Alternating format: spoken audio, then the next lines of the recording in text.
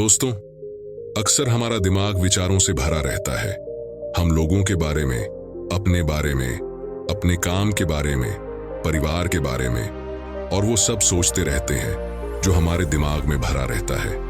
वह कभी भी साफ नहीं होता है और इसीलिए हमें वह सब बार बार याद आता है जिससे हम दुखी और चिंतित रहते हैं। लेकिन इस कहानी से आप अपने मन को अच्छी तरह से साफ कर पाएंगे। आप अपने मन की धुलाई खुद कर सकते हैं। बस इस कहानी को पूरा पढ़ें। एक बार एक गुरु और शिष्य एक सुनसान जंगल से गुजर रहे थे।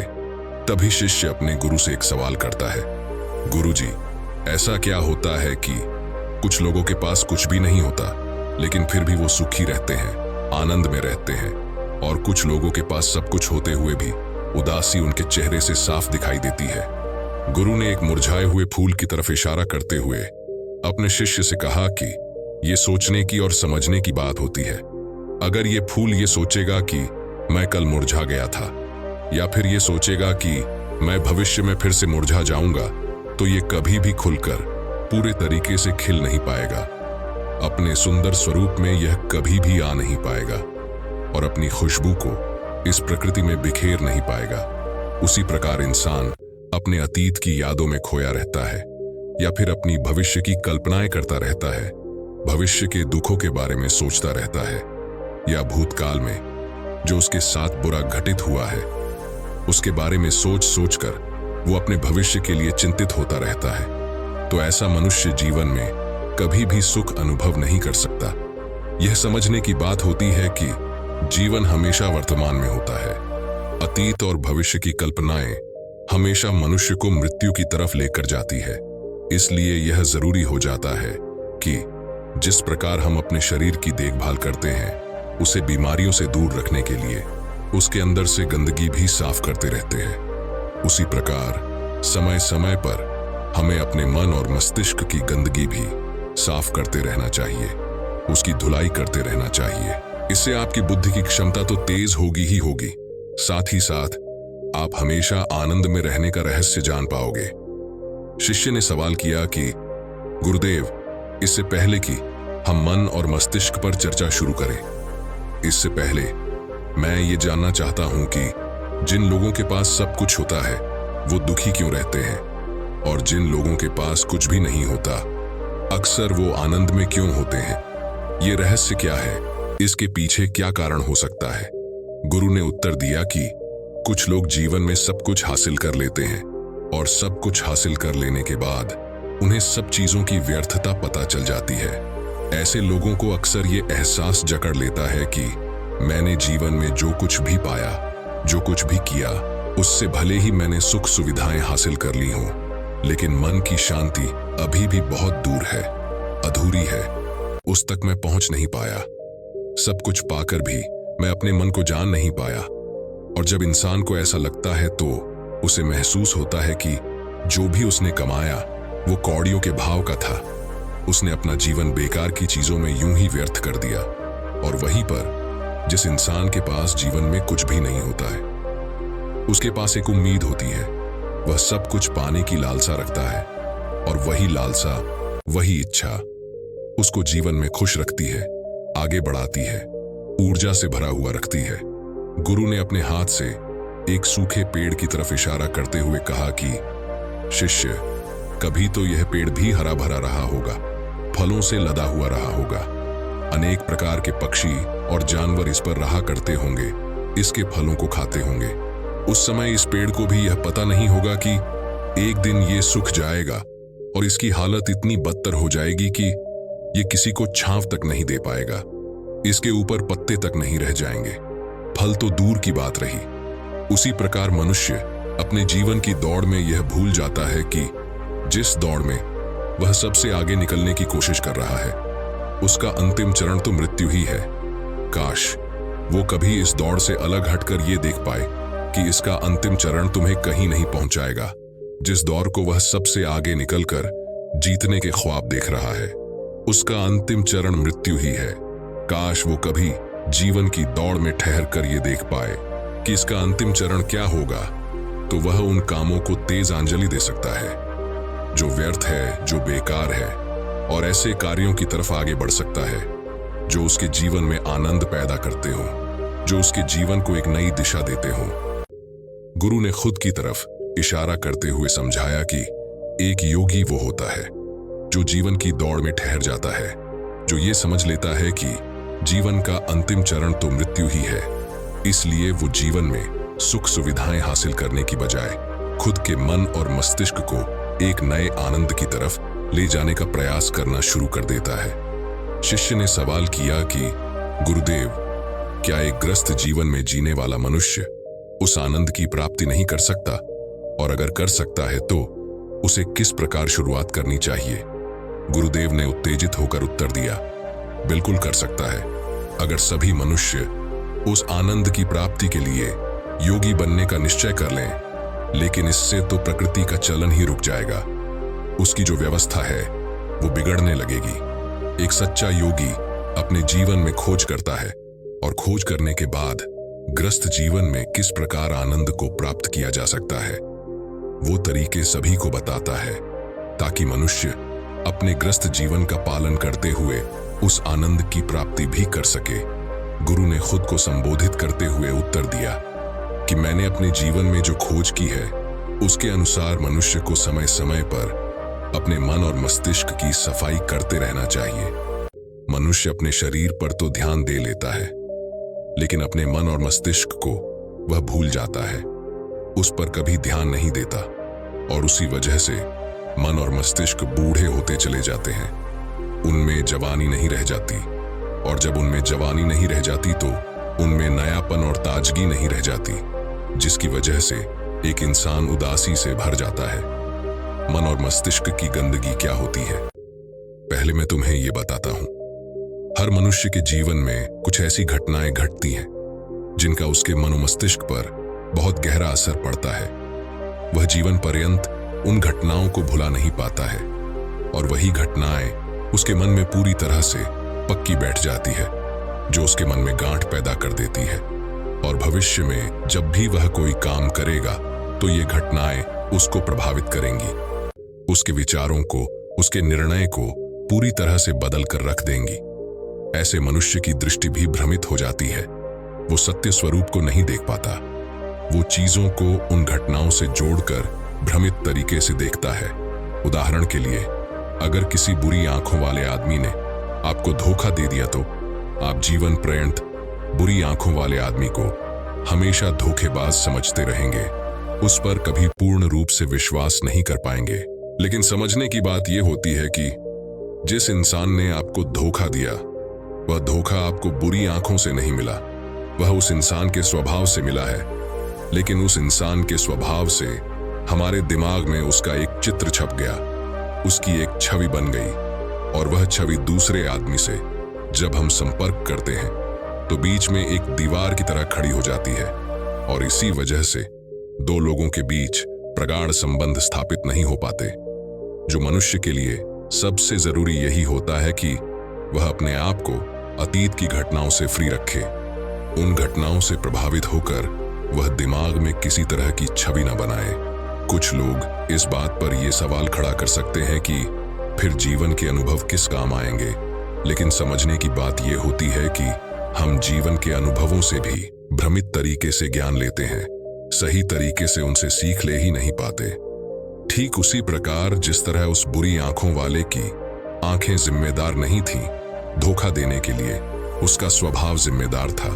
लेकिन मनुष्य अपने अनुभव में उन बुरी आंखों को याद रखेगा, उस स्वभाव को भूल जाएगा। शिष्य अपने गुरु की बातों में इतना खो गया कि उसे चलते चलते जंगल के रास्ते में पड़े हुए कांटे दिखाई नहीं दिए, और अचानक उसके पैर में एक कांटा चुभ गया। गुरु ने उसका कांटा बाहर निकालते हुए उससे पूछा, ये कांटा तुम्हारे पैर में क्यों लगा? इसके पीछे तुम किसे जिम्मेदार मानते हो? गुरु ने कहा कि तुम मुझे भी जिम्मेवार मान सकते हो, क्योंकि मैं तुम्हें एक बात सुना रहा था। या तुम खुद को भी जिम्मेवार मान सकते हो कि तुम मेरी बातों में इतना खो गए कि तुम्हारा रास्ते पर ध्यान ही नहीं रहा। या तुम इन पेड़ों को भी जिम्मेदार मान सकते हो जिन्होंने ये कांटे इस रास्ते पर बिछा दिए। शिष्य ने उत्तर दिया कि गुरुदेव, इसमें मैं खुद को ही जिम्मेवार मानता हूं, क्योंकि आप तो अपना काम कर रहे थे और इस पेड़ ने भी अपना काम किया, पर मैं अपना काम पूरे होशपूर्वक नहीं कर पाया। अगर मैं चलने पर ध्यान लगाए रहता, अगर मैं आपकी बातों में पूरी तरह से खो नहीं जाता, तो मुझे ये कांटा कभी नहीं लगता। इसमें पूरी तरह से मेरी ही गलती थी। गुरु ने अपने शिष्य की पीठ थपथपाते हुए आगे कहना शुरू किया कि जो घटनाएं हमारे मन को प्रभावित करती हैं, जरूरी हो जाता है कि उन घटनाओं को हम किसी भी तरह से अपने मन से बाहर निकाल दें, और उसके लिए सबसे सरल तरीका है कि अपनी भावनाओं को व्यक्त करना सीखो। उसे अपने दिल में, अपने मस्तिष्क में बिठाकर मत रखो। जब तुम किसी दूसरे मनुष्य के सामने अपनी भावनाओं को व्यक्त कर देते हो तो तुम्हारे मन का बोझ हल्का हो जाता है। कुछ लोगों का स्वभाव ऐसा होता है कि वो अपने मन की बात किसी को नहीं बताते। ऐसे लोग अक्सर अपने अंदर ही अंदर दुखी होते रहते हैं, लेकिन वो अपने मन की बात किसी दूसरे आदमी के सामने नहीं बताते। इसके उलट कुछ लोग ऐसे भी होते हैं जो अपने मन में किसी भी बात को रख नहीं पाते। उनके साथ कुछ भी अच्छा या बुरा होता है, वह अपने मन की बात, अपनी भावनाओं को दूसरों के सामने व्यक्त कर देते हैं। और तुमने खुद महसूस किया होगा कि जो लोग अपने मन की भावनाओं को व्यक्त कर देते हैं, वह जीवन में ज्यादा आनंदित रहते हैं। कभी भी प्राकृतिक रूप से आए हुए वेग को रोकना नहीं चाहिए। जिस वेग को हम रोकने की कोशिश करते हैं, वह वेग हमें अंदर से ही खाने लग जाता है। अगर तुम्हारा मन किसी बुरी घटना पर रोने का हो रहा है, तो चीख चीख कर रो, अपने आप को रोको मत। उस वेग को पूरी तरह से बाहर आने दो। अगर किसी दूसरी घटना पर तुम्हारा मन खुश होने का, आनंदित होने का हो रहा है, तो पूरी तरह से नाचो गाओ, जिससे कि तुम उस वेग को बाहर निकाल सको। और जब वह वेग अपनी पूरी गति के साथ बाहर आ जाता है, तो पीछे एक खालीपन छोड़ आता है, एक अकेलापन, एक शांति, एक मौन, एक अनुभूति। गुरु ने शिष्य को समझाते हुए बताया कि जिस प्रकार तेज रफ्तार से चलता हुआ पानी अपने वेग से आने वाली सभी बाधाओं को तोड़ देता है, उसी प्रकार हमारे अंदर भावनाओं का उठने वाला अगर बाहर नहीं निकाला गया, अगर हमने बांध बनाने की कोशिश की, तो वह उस बांध को तोड़ देगा। और उस बांध को तोड़ने के बाद उसका कचरा हमारे मन के अंदर ही ठहर जाएगा, जो हमारे मन को दूषित कर देगा, उसको गंदगी से भर देगा। अक्सर मनुष्य अपने मन में किसी घटना को दबाकर इसलिए रखता है कि अगर सामने वाले को इस घटना के बारे में पता चला तो वह पता नहीं मेरे बारे में क्या सोचेगा। इसी विचार की वजह से वह अंदर ही अंदर खुद दुखी होता रहता है, लेकिन सामने वाले को वह कुछ भी नहीं बताता। लेकिन एक बार अगर वह हिम्मत कर सकता है, शुरुआत कर सकता है, तो उसका पूरा जीवन परिवर्तित हो सकता है। एक बार अगर उसके दिमाग की आदत बन गई, तो वह जीवन भर अपनी भावनाओं को दूसरों के सामने व्यक्त करने से हिचकिचाएगा नहीं। और अपने दिमाग की ये आदत हम 21 दिनों में पैदा कर सकते हैं। 21 दिनों तक अगर सही तरीके से हम अभ्यास करें, तो हमारा दिमाग पूरी तरह से भावनाओं से मुक्त हो जाएगा। यह 21 दिनों का अभ्यास इस प्रकार है। 21 दिनों तक सबसे पहली बात जो याद रखनी है कि अपने मन में किसी भी बात को दबाकर नहीं रखना है। अगर हम किसी मनुष्य के बारे में अच्छा सोचते हैं, तो हम उसे व्यक्त करें। अगर बुरा भी सोचते हैं, तो उसे भी व्यक्त करें। परिणाम भूल जाएं कि परिणाम क्या होंगे। सिर्फ अपने दिमाग की धुलाई करने पर विश्वास रखें। इससे आपके अंदर एक अद्भुत साहस पैदा होगा। जब आप किसी मनुष्य के बारे में वह सब बता पाएंगे जो आप उसके बारे में सोचते हैं, तो आप खुद सोचिए कि आपका खुद के ऊपर विश्वास कितना ज्यादा बढ़ जाएगा। आपके मन के सारे डर खत्म हो जाएंगे। हो सकता है कि इसमें आपको चुनौतियों का सामना करना पड़े, लेकिन जहां पर चुनौती नहीं होती, वहां कुछ अभ्यास भी नहीं होता। अभ्यास हमेशा चुनौतियों से भरा होना चाहिए।